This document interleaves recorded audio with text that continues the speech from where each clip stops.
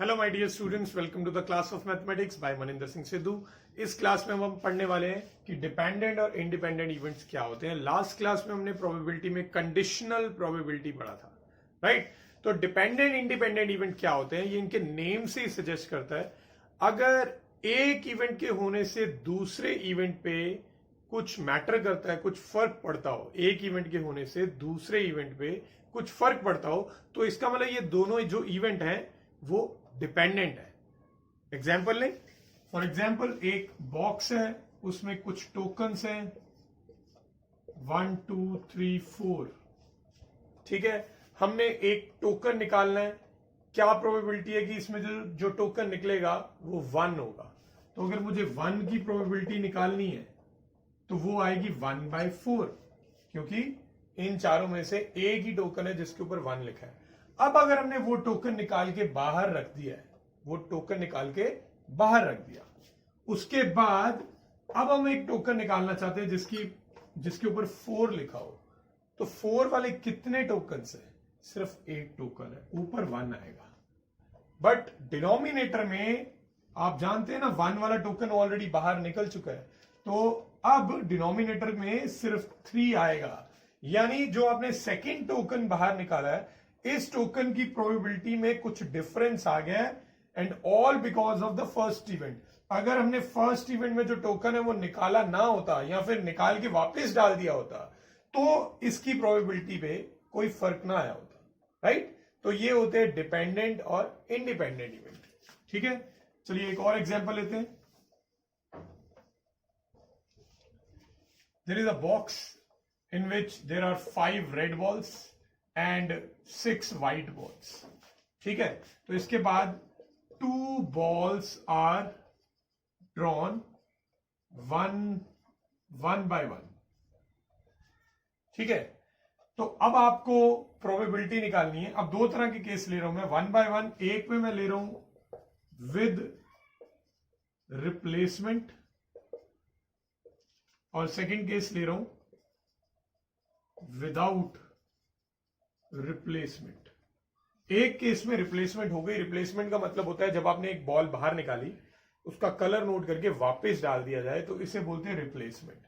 Without replacement में जो ball है वो बाहर निकाल के बाहर ही रख देते हैं, वापस बॉक्स के अंदर नहीं डालेंगे। अब आपको प्रोबेबिलिटी निकालनी है कि बोथ आर ब्लैक। इस केस में भी निकालनी है और इस केस में भी, दोनों केसेस में बोथ आर ब्लैक।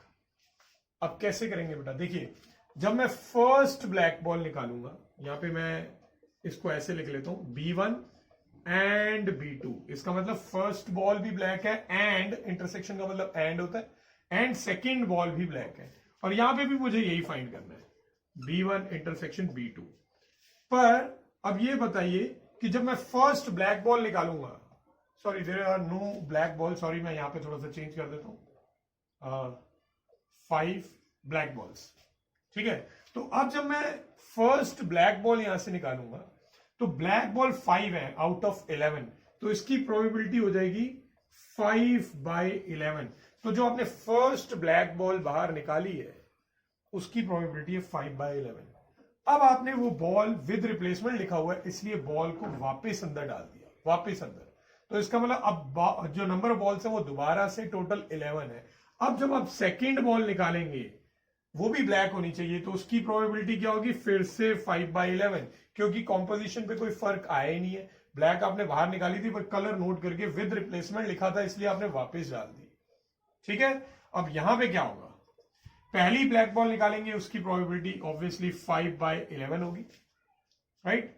और इसमें लिखा विदाउट रिप्लेसमेंट, यानी जब आपने बॉल बाहर निकाल लिया और उसे बाहर ही रख देंगे, तो इसका मतलब बॉल निकालने के बाद इसमें से जब आपने एक ब्लैक बॉल बाहर निकाली, तो अब इसमें 4 ब्लैक बॉल्स रह जाएंगी, जबकि व्हाइट उतने की उतनी रहेंगी। तो अब जब आप सेकेंड ब्लैक बॉल निकालोगे तो उसकी प्रोबेबिलिटी आएगी 4 टोटल कितना है? 10। तो इस बार आप देख सकते हैं, जब हमने सेकेंड बॉल निकाली उसकी प्रोबेबिलिटी चेंज हो गई। किसकी वजह से?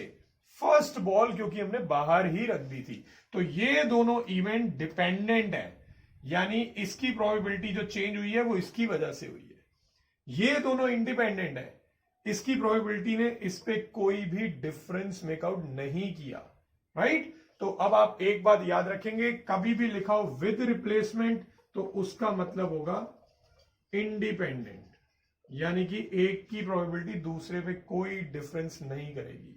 और यहां पे विदाउट रिप्लेसमेंट जब भी लिखा होगा तो वो होंगे डिपेंडेंट इवेंट। आई होप आपको डिपेंडेंट और इंडिपेंडेंट में डिफरेंस समझ आ गया होगा। अब जैसे मुझे डाई को 2 बार थ्रो करना है, दोनों बार 6 आना चाहिए। अगर पहली बार डाई को थ्रो किया 6 आ गया है, तो दूसरी बार 6 आने की प्रोबेबिलिटी पे कोई फर्क पड़ेगा नहीं, क्योंकि डाई में जब एक बार 6 आ गया तो वो 6 वहां से हटा थोड़े ना दिया, अभी भी डाई पे 6 लगा है, दूसरी बार भी टोटल नंबर ऑफ आउटकम 6 ही रहेंगे।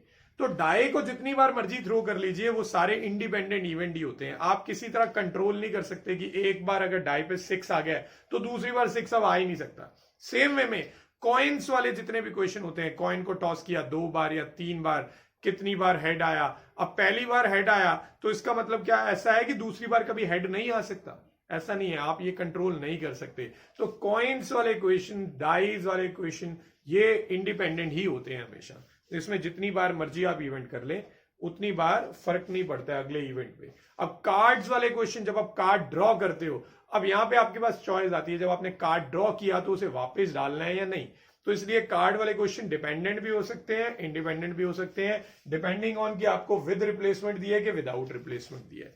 आई होप आपको ये समझ आ गया होगा दोनों का डिफरेंस। तो चलिए एक क्वेश्चन करते हैं। एक क्वेश्चन है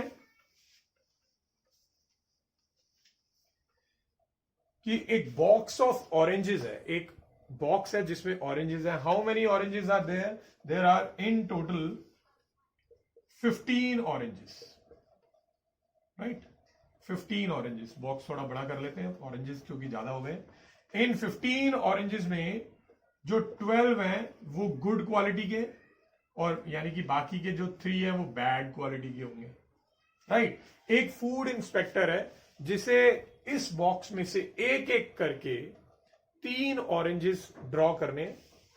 ऑरेंजेस अगर तीनों के तीनों गुड क्वालिटी के निकले तो ऐसे में ये पूरा जो बॉक्स है इसको परमिशन मिल जाएगी कि इसकी सेल के लिए ये जा सकता है, राइट। तो अब आपको प्रोबेबिलिटी निकालनी है कि ये वाले बॉक्स को अप्रूवल मिल जाएगा सेल के लिए, उसकी प्रोबेबिलिटी क्या होगी।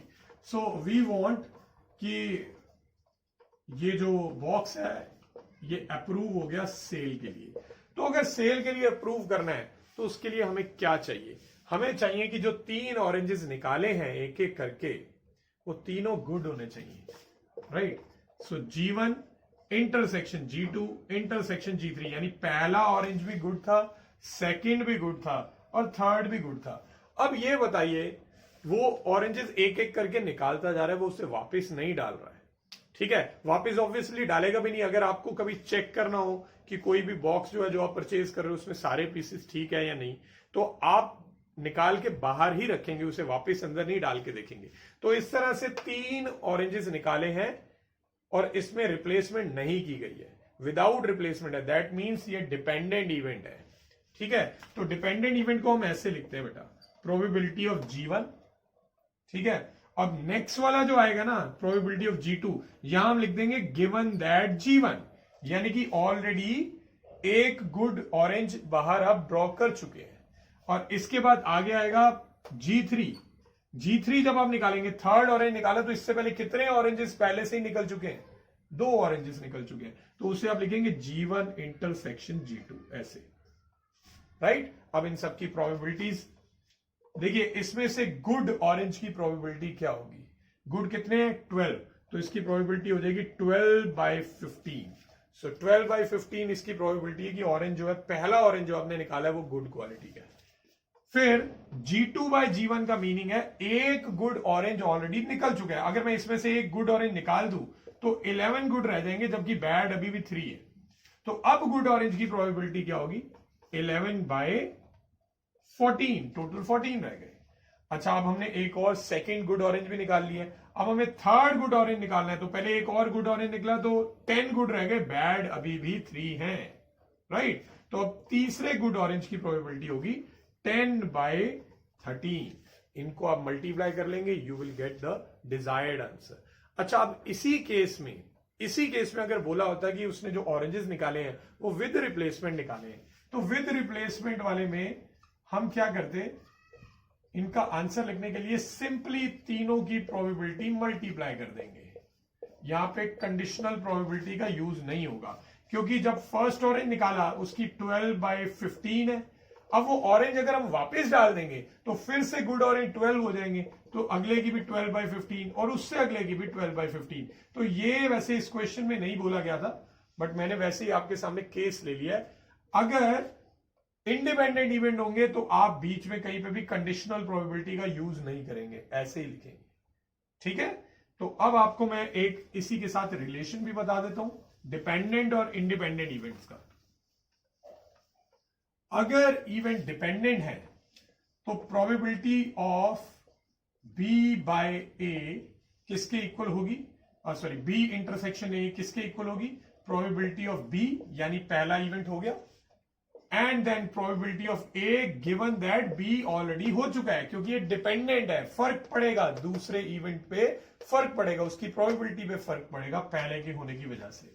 जब इंडिपेंडेंट इवेंट होंगे तो पहले इवेंट के होने के बाद दूसरे इवेंट पे कोई फर्क नहीं आएगा, तो आप सीधा ऐसे लिख देंगे। समझ आ गया? तो जब भी डिपेंडेंट होगा तो आपने इस तरह से लिखना है, ए इंटरसेक्शन बी या बी इंटरसेक्शन ए, कुछ भी दिया हो, और अगर डिपेंडेंट होगा तो आप ऐसे लिखेंगे। अब अगर इसी तरह से मान लो डिपेंडेंट में ही मुझे A intersection B intersection C निकालना है ऑर्डर में, तो सबसे पहले क्या होगा, पी ए, राइट, उसके बाद होगा पी बी, गिवन दैट ए पहले ही हो चुका होगा तो इसे ऐसे लिख देंगे। फिर आगे निकालेंगे पी सी, गिवन दैट ए और बी ऑलरेडी हो चुके हैं। तो ये होता है डिपेंडेंट इवेंट्स को लिखने का वे, इसको हम बोलते हैं मल्टीप्लीकेशन थ्योरम,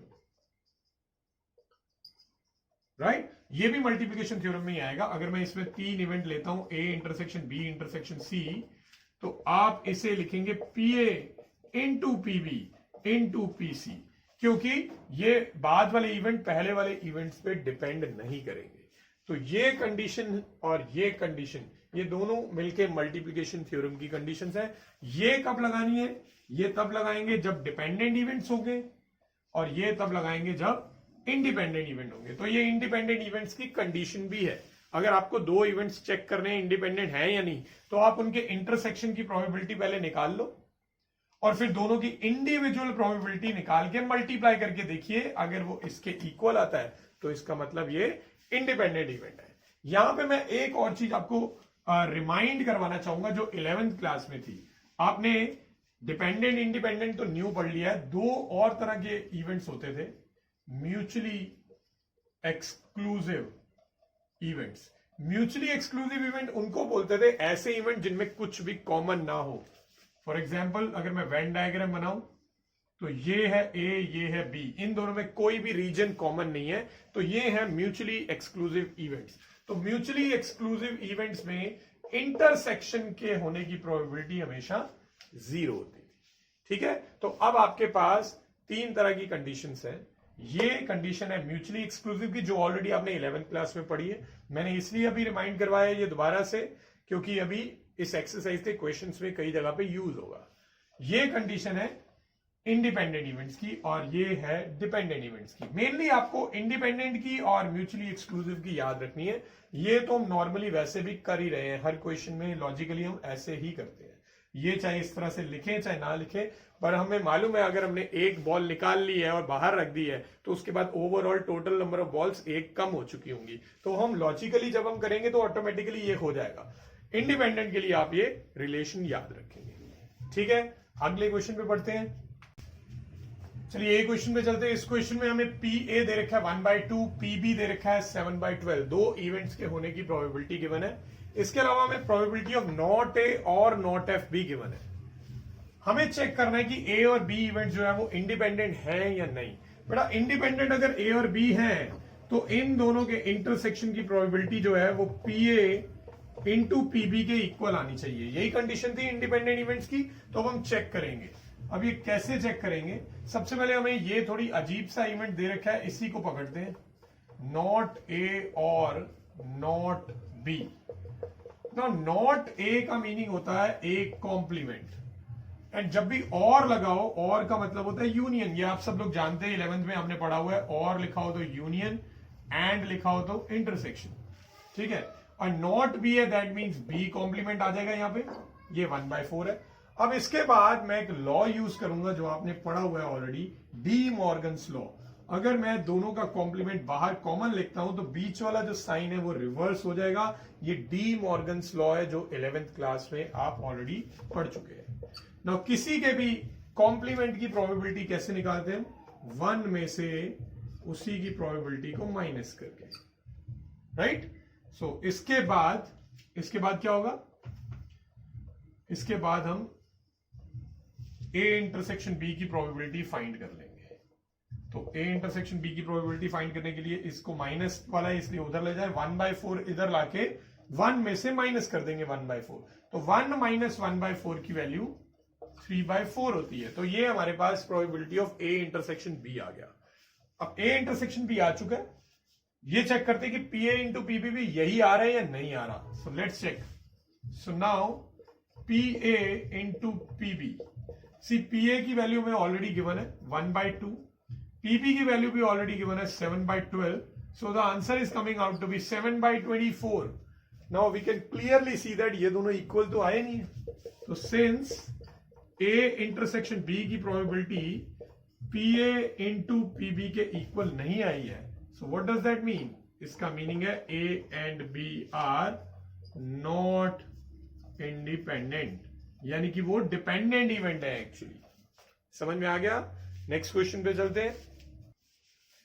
ये नेक्स्ट क्वेश्चन में देखते हैं, इसमें हमें गिवन है कि probability of solving a specific problem independently by A and B are this and this, यानी दो इंडिविजुअल्स हैं ए और बी, अगर उन दोनों को एक सेम प्रॉब्लम दी जाती है सॉल्व करने के लिए तो वो इंडिपेंडेंटली सॉल्व कर रहे हैं, एक दूसरे की हेल्प नहीं कर रहे हैं, तो इन दैट केस ए जो है उस प्रॉब्लम को सॉल्व कर पाएगा, इसकी प्रोबेबिलिटी 1/2 है, और बी उसको सॉल्व कर पाएगा, इसकी 1/3 है। तो आपसे प्रोबेबिलिटी पूछी है कि problem is solved first part में, एंड सेकंड पार्ट में पूछा है exactly one of them solves. पहले पार्ट में उन्होंने क्या, problem is solved, problem solve होनी चाहिए, चाहे कोई भी सॉल्व करे, चाहे ए सॉल्व करे या बी करे या दोनों ही कर दे। यहां पे बोला गया है कि exactly one of them solves, यानी कि यहां तो सिर्फ ए ने सॉल्व करी, बी नहीं कर पाया, और यहां फिर बी ने सॉल्व करी, ए नहीं सॉल्व कर पाया। अब ये क्वेश्चन करने के लिए सबसे पहले मैं कुछ इवेंट्स डिफाइन कर लेता हूं। Let E be the event that A solves the problem, और एफ इवेंट है कि B solves the same problem, right. Now हमें क्वेश्चन में ये गिवन है कि प्रोबेबिलिटी ऑफ ई, यानी ए के सॉल्व करने की प्रोबेबिलिटी 1/2 है और बी के सॉल्व करने की प्रोबेबिलिटी 1/3 है। फर्स्ट पार्ट में आपसे पूछा है कि प्रॉब्लम इज सॉल्व्ड। अब आप बताइए, प्रॉब्लम जब सॉल्व करनी है तो कितने केसेस में सॉल्व हो सकती है? एक केस बन सकता है कि ए ने सॉल्व कर दी, बी नहीं कर पाया। एक हो सकता है कि बी ने सॉल्व कर दी, ए नहीं सॉल्व कर पाया। एक केस हो सकता है दोनों ने सॉल्व कर दी। तो 3 केसेस इसके अंडर आएंगे। सिर्फ एक ही केस है जो इसके अंडर नहीं आएगा, वो केस होगा कि दोनों ने ही सॉल्व नहीं की, यानी दोनों सॉल्व नहीं कर पाए। तो हम 3 केसेस की प्रोबेबिलिटी निकालने की बजाय अगर हम डायरेक्ट ये निकाल दें कि नन ऑफ देम सॉल्व्स, एक से भी सॉल्व नहीं हुई, और वो 1 में से माइनस कर दें, 1 में से प्रोबेबिलिटी उस चीज की माइनस कर दी है कि प्रॉब्लम सॉल्व ही नहीं हो पाई दोनों से, तो उससे भी सेम यही आंसर आएगा कि प्रॉब्लम सॉल्व हो गई। चलिए, अब नन ऑफ देम सॉल्व्स का मतलब है कि ना ही ए से सॉल्व हुई एंड ना ही बी से सॉल्व हुई, बीच में एंड आएगा, ठीक है ना। ए से भी सॉल्व नहीं हुई, not A and not be. अब यहां पे मैं डी मॉर्गन्स लॉ लगा सकता हूं, बट जरूरत नहीं है क्योंकि ये इंडिपेंडेंट इवेंट्स है ई और एफ वाले, तो हम डायरेक्टली इसे ऐसे लिख सकते हैं, इंडिपेंडेंट इवेंट की कंडीशन होती है ये, राइट। इंटरसेक्शन की जगह पे आप मल्टीप्लाई लगा सकते हो. This is the condition for independent event. You know that A intersection B किसके इक्वल होता है? P A into PB. अब अगर यहाँ पे किसी एक पे कॉम्प्लीमेंट लगा है तो वहां पे भी उसी पे कॉम्प्लीमेंट लगा दो, बाकी जरूरत नहीं है कहीं और कुछ करने की. तो अब ई के सॉल्व ना करने की प्रोबेबिलिटी क्या है? देखिए बेटा, ई के सॉल्व करने की 1/2 है, तो ना सॉल्व करने के लिए 1 में से 1/2 माइनस कर दो. ऐसे ही एफ के सॉल्व करने की प्रोबेबिलिटी 1/3 है, तो उसके ना सॉल्व करने की 1 माइनस 1/3 हो जाएगी. राइट? तो इसको आगे सॉल्व करते हैं, थोड़ा स्पेस कम रह गया. ये क्या बन जाएगा? 1 माइनस हाफ होता है, और ये 1 माइनस 1/3 को अगर हम एलसीएम लेके सॉल्व करते हैं तो ये 2/3 आता है. तो आप देख सकते हो 2 से 2 कैंसिल हो जाएगा, तो 1 में से माइनस होगा 1/3. 1 माइनस 1/3 कितना होता है? 2/3. तो ये हो गया हमारा फर्स्ट पार्ट. सेकंड पार्ट पे चलें. सेकंड पार्ट में बोला है exactly one of them solves. रब कर देता हूं मैं ये. तो सेकंड पार्ट था exactly one of them solves. अब ये जो एक ही ने सॉल्व किए, वो एक कौन है? किसने सॉल्व किया है? यहां पे अब हमें दो केसेस लेने पड़ेंगे. फर्स्ट केस में हम मान लेंगे कि ए ने सॉल्व की, बी सॉल्व नहीं कर पाया, तो उसे हम ऐसे लिखेंगे कि ई हो गया एंड बी से नहीं हुआ, यानी कि ए से सॉल्व होगी, बी से सॉल्व नहीं हुई. और सेकंड केस होगा ई से सॉल्व नहीं हुई एंड एफ से सॉल्व होगी, मतलब ए से सॉल्व नहीं हुई और बी से सॉल्व हो गई. अब क्योंकि ये इंडिपेंडेंट इवेंट है तो इंटरसेक्शन की जगह पे क्या लगेगा? मल्टीप्लाई का साइन. और का मतलब होता है यूनियन. यूनियन जो है उसको प्लस की तरह लिया जाता है. यूनियन का मतलब होता है कंबाइन करना, तो ये प्लस की तरह लिया जाएगा. और यहां पे भी क्योंकि इंडिपेंडेंट इवेंट है, मैं इनको मल्टीप्लाई करके लिख दूंगा ऐसे. अब हम इनकी वैल्यूज डाल देंगे. प्रोबेबिलिटी ऑफ ई जो है 1/2 है. प्रोबेबिलिटी ऑफ एफ कॉम्प्लीमेंट, बेटा एफ की 1/3 है, तो एफ कॉम्प्लीमेंट की 1 माइनस 1/3 हो जाएगी. राइट? और ई कॉम्प्लीमेंट की हो जाएगी 1 माइनस 1/2, और साथ में एफ की है 1/3. बस अब इन सबको सॉल्व कर लेंगे, we will get our final answer. तो देखिए ये 1/2 है, ये सॉल्व करके बन जाएगा 2/3.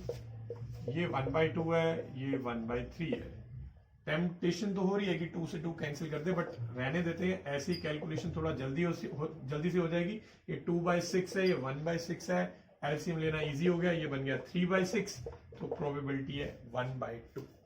तो 1/2 प्रोबेबिलिटी है कि वो जो दोनों है ए और बी, उनमें से कोई एक ही सॉल्व कर पाएगा. और 2/3 प्रोबेबिलिटी आई थी फर्स्ट पार्ट की, यानी प्रॉब्लम सॉल्व हो जाएगी. उसकी प्रोबेबिलिटी 2/3 है, यानी 66.66% चांसेस है कि वो प्रॉब्लम जो है सॉल्व हो जाएगी, चाहे किसी ने भी करी हो. और 50% चांसेस है कि कोई एक ही सॉल्व कर पाएगा. राइट? नेक्स्ट क्वेश्चन पे मूव करते हैं, जिससे आपका डिपेंडेंट और इंडिपेंडेंट वाला केस जो है दोबारा से और अच्छे से मैं क्लियर करवा देता हूं. इमेजिन करिए देयर इज अ बॉक्स जिसमें 3 रेड बॉल्स है एंड 4 ब्लैक बॉल्स है. 3 रेड एंड 4 ब्लैक्स. ठीक है? 2 balls are drawn without replacement. ठीक है? आपको प्रोबेबिलिटी निकालनी है कि 1 रेड एंड 1 ब्लैक, इसकी प्रोबेबिलिटी निकालनी है. 1 रेड एंड 1 ब्लैक. अब बेटा ये विदाउट रिप्लेसमेंट है. ठीक है? तो एक केस बन सकता है कि जो फर्स्ट वाली आपने निकाली वो रेड थी, एंड जो फिर सेकंड वाली निकाली वो ब्लैक थी. और एक दूसरा केस भी तो बन सकता है. दूसरा केस क्या बनेगा कि जो आपने फर्स्ट बॉल निकाली थी वो ब्लैक थी. ठीक है? एंड जो सेकंड वाली थी वो रेड थी. तो ये दोनों केसेस बनाने पड़ेंगे हमें. अब यहां पे देखिए रेड बॉल, रेड की प्रोबेबिलिटी हो जाएगी 3 टोटल कितना है? 3/7. अब ये विदाउट रिप्लेसमेंट है, तो आपको पता है विदाउट रिप्लेसमेंट है तो यहां पे B2/R1 करना पड़ेगा, यानी एक रेड निकल चुकी है. ठीक है? तो एक रेड क्योंकि निकाल चुके हो, तो अब ब्लैक वाली की प्रोबेबिलिटी हो जाएगी 4, क्योंकि ब्लैक अभी भी 4 है, बट टोटल जो है वो कम हो जाएगा पहले से, तो 4/6. बीच में और है तो प्लस का sign. Probability of B1, second case में पहली बॉल ब्लैक निकाली है तो ब्लैक की प्रोबेबिलिटी हो जाएगी 4 बाई टोटल 7, और उसके बाद विदाउट रिप्लेसमेंट है यानी वो बॉल बाहर रख दी है तो सेकेंड रेड निकालनी है, तो इसका मतलब यहां पे ये हमें याद रखना पड़ेगा कि एक ब्लैक निकल चुकी है। तो अब रेड बॉल निकालेंगे तो उसकी प्रोबेबिलिटी आ जाएगी 3 बाई टोटल कितना रह जाएगा, क्योंकि ये बॉल एक कम हो चुकी है तो ये टोटल आ जाएगा 6। तो अब इसका आंसर निकाल सकते हैं, ये 42 एलसीएम आ जाएगा, दोनों का 42 है, एलसीएम आ जाएगा, ऊपर आ जाएगा 3 4 12 प्लस 4 3 12 यानी कि 24 बाई 42। 6 के टेबल से आप कट कर सकते हैं 4 बाई 7, ये आंसर आ गया इसका, राइट। अब अगर यही क्वेश्चन विद रिप्लेसमेंट कर दूं मैं, विद रिप्लेसमेंट, तो ऐसे में क्या होगा, यहां पे ये लगाने की जरूरत नहीं है, ठीक है। पहली रेड निकाली, रेड देख के वापस डाल दी। अब सेकंड जब आप ब्लैक निकालोगे तो अभी भी टोटल जो है वो 7 ही रहेगा, राइट, टोटल अभी भी 7 ही रहेगा। अब दूसरा केस, पहली ब्लैक निकाली, उसकी 4 बाई 7, फिर सेकंड रेड निकालोगे तो उसमें भी पहले वाली ब्लैक को याद रखने की जरूरत नहीं है क्योंकि बॉल देख के वापस डाल दी है, रिप्लेस कर दी है। तो अब जब आप रेड निकालेंगे तो रेड की प्रोबेबिलिटी 3 बाई 7 आ जाएगी। तो आप देख सकते हो जो वैल्यू इसकी आ रही है वही वैल्यू इसकी आ रही है, तो आप ट्वाइस भी कर सकते हो। तो 7 7 का 49 आएगा, नीचे 49 49, ऊपर 12 प्लस 12 भी आएगा। So this is the answer, ठीक है। तो मैंने एक रेड और एक ब्लैक का विद रिप्लेसमेंट वाला केस भी करवा दिया और विदाउट रिप्लेसमेंट वाला भी करवा दिया। अब कोई और केस ले लेते हैं। सेकंड केस हम ले रहे हैं कि हमें निकालनी है 2 रेड बॉल्स, ठीक है, 2 रेड बॉल्स ड्रॉ करनी है और ये विद रिप्लेसमेंट ही है, ठीक है। तो इसका मतलब पहली आपने रेड निकाली एंड दूसरी भी रेड निकाली, विद रिप्लेसमेंट है, तो इसका मतलब ये इंडिपेंडेंट है। आप इनको डायरेक्ट ऐसे मल्टीप्लाई करके लिख देंगे। इसमें मैंने कोई सेकंड केस नहीं बनाया। क्यों नहीं बनाया? क्योंकि दोनों बॉल्स ही रेड निकाल रहे हो। उसमें पिछले केस में क्या था, एक रेड थी एक ब्लैक थी, तो इसलिए हमने केस बनाया था कि फर्स्ट रेड सेकंड ब्लैक और फर्स्ट ब्लैक सेकंड रेड। तो यहां पे कोई एक ही केस बनेगा, दूसरा केस तो बनेगा नहीं क्योंकि दोनों बॉल्स ही रेड है। तो ये सीधा सीधा मल्टीप्लाई हो जाएगा। फर्स्ट रेड की क्या प्रोबेबिलिटी है, फर्स्ट रेड की आ जाएगी 3 बाई 7, और क्योंकि बॉल देख के वापस डाल दी है तो इसके बाद दोबारा से रेड निकालेंगे तो फिर से 3 बाई 7, ठीक है। तो ये बन जाएगा 9 बाई 49, ये आंसर है। अब थोड़ा सा चेंज करते हैं, मैं इसको कर देता हूं विदाउट रिप्लेसमेंट, ठीक है। अब आपने बॉल देख के वापस अंदर नहीं डालनी, सो दैट मीन्स अब हमें याद रखना पड़ेगा कि जो पहली रेड निकाली है और उसके बाद जब आप दूसरी रेड निकालेंगे तो गिवन दैट फर्स्ट रेड जो है वो निकल चुकी है, ठीक है। तो फर्स्ट रेड निकल चुकी होगी तो उसके केस कैसे बनेंगे, फर्स्ट रेड की प्रोबेबिलिटी है 3 बाई 7, और जब आप एक रेड निकाल चुके हो तो सेकेंड रेड की प्रोबेबिलिटी आ जाएगी 2 बाई 6, क्योंकि एक बॉल ड्रॉ कर चुके हैं ऑलरेडी। इसको थोड़ा सा सिंप्लीफाई आप कर सकते हैं, जैसे 3 को इससे 2 पे काटेंगे, 2 को इससे काटेंगे तो 1 बाई 7 इसका आंसर आ रहा है, ठीक है। तो 1 बाई 7 प्रोबेबिलिटी है 2 रेड्स की। अब मैं आपको एक और बात बता दूं, जब भी एक से ज्यादा बॉल्स ड्रॉ कर रहे हो और विदाउट रिप्लेसमेंट का केस हो तो आप ये कॉम्बिनेशन की हेल्प से भी कर सकते हो। The second method of drawing 2 red balls, आपने 11th क्लास में भी किया हुआ है कॉम्बिनेशन का यूज।